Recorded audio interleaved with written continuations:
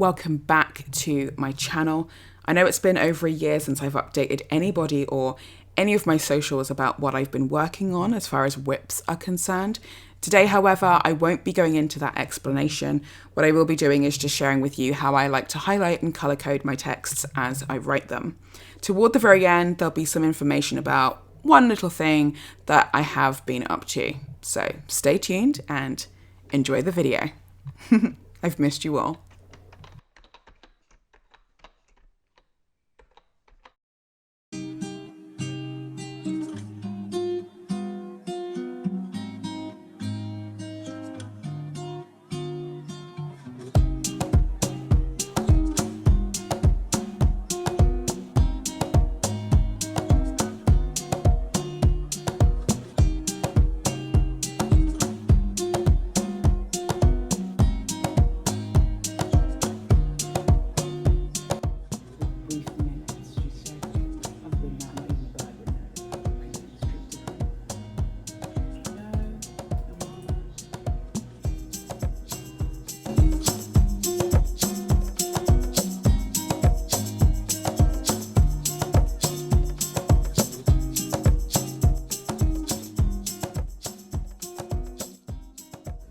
Something I've never done before, which I didn't even think about doing until now because there's more colours that you can use for highlighting in Scrivener, is actually making a key. Because what I like to do is when I write a particular text out, if there are words that need to be changed, or if there's wonky sentences, or if there's areas that I need to add or explore more context or background in order to make that particular scene more succinct, and then be able to sort of weave the contextual and background context into the rest of the story at a later point, I like to then highlight that so that as I'm going through editing and continuing writing and things, I'm fully aware of what I need to work on and what I don't need to work on. I don't like to stop and deal with those changes right away, which is why I like to highlight.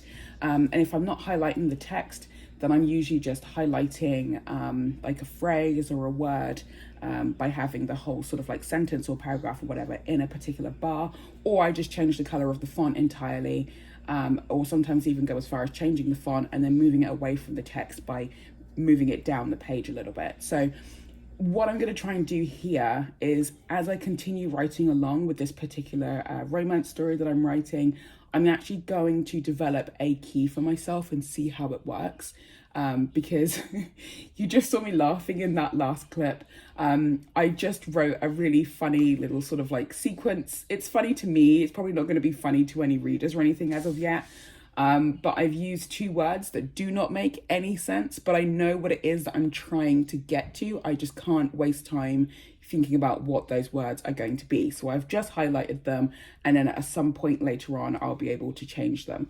So I'm just gonna like start writing up this key now, and then hopefully it'll make a bit more sense once I've sort of like put some more stuff in here for you to make sense. I also love the fact that I don't even remember what this is even called, this weird bar thing that you can sort of like press with your fingers.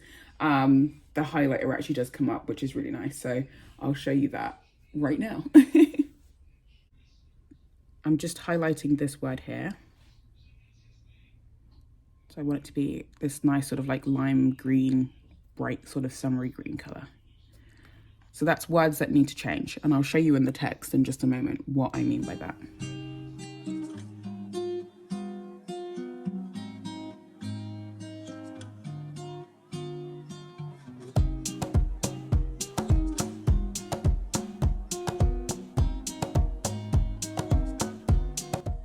So these two words are clearly incorrect. I know what it is that I'm trying to say, but because it's going to bug me, I can then put the notes up here and just sort of explain what it is that I'm trying to express in this section here. I'm going to have the computer read this out. Bear in mind, I've literally just written this now, so there's going to be a ton of mistakes. I've already noticed that I missed out a whole word at the beginning there.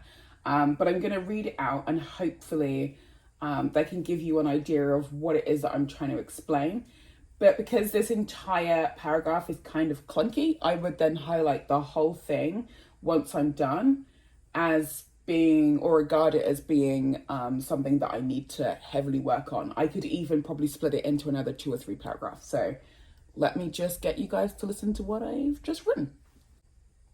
No, Pamela was grateful. She was glad she was able to pack up and leave for a whole new country. Of course, the actual process of immigrating on a work visa was tedious in its own right, but she didn't like to think of it as the fun part of her journey. She liked to focus on the non-serious aspects, which involved the notion of moving to another country where she didn't know a soul. The ideas she had, the plans she made, the goals she set, were all part of some whimsical idea that she would note down as much as she could for these journals to be published posthumously. This would allow her to come back as a ghost and watch how panels and talk show hosts would discuss the life of this unknown genius who once lived amongst the city walls and led a fastidious life.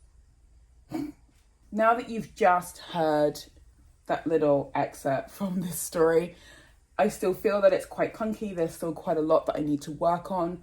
I don't know if I'm even going to keep that paragraph by the time I get to the very end of this book, once I finish with this particular project. But for now, I'm just going to make some quick notes to myself so that when I get around to editing, I won't forget what it is that I'm trying to say, what it is that I'm trying to work on, and what it is I'm trying to portray for the character in that particular short sequence right there. So what I've done here is make a super quick note on the side as to what it is that I'm trying to express, at least in the last 3 paragraphs. The other 2 you haven't seen me working on because I've already been working on those for a little while. And then I've highlighted in purple that this particular paragraph is one that's giving me a lot of anxiety and trouble.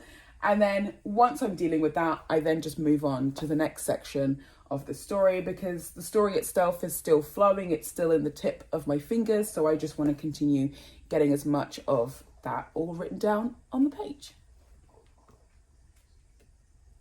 Pamela wanted to feel and float.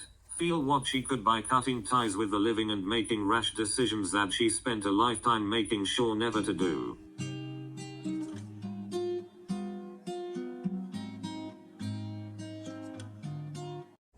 So this is what I mean by like the constant changing. So I'm trying to keep a particular strict flow as far as like my key is concerned. So I've just changed this 3rd pointer into like the 2nd shade of blue on the highlighter reel at the bottom here, to background context to be explored further. What I mean by that, and I'll give you an example in some of the earlier chapters, is that when I opened up this chapter to start working on it, and again, I realized there's this whole entire section here that I've highlighted in blue. So having read the previous couple of paragraphs and the next few, and then going back to read what this is about, it's then just indicated to me that I need to add a lot more of a story in order to connect the first part of this particular chapter with the second part of the chapter. And at some point, maybe later on, start working on a few other smaller pieces that can be added to other chapters throughout the story, so that it's not all the information will then be thrown at the reader right away. It's a story that needs to be unpacked and will have some nice progressive flow as the story continues. So that's why highlighting is so important for me.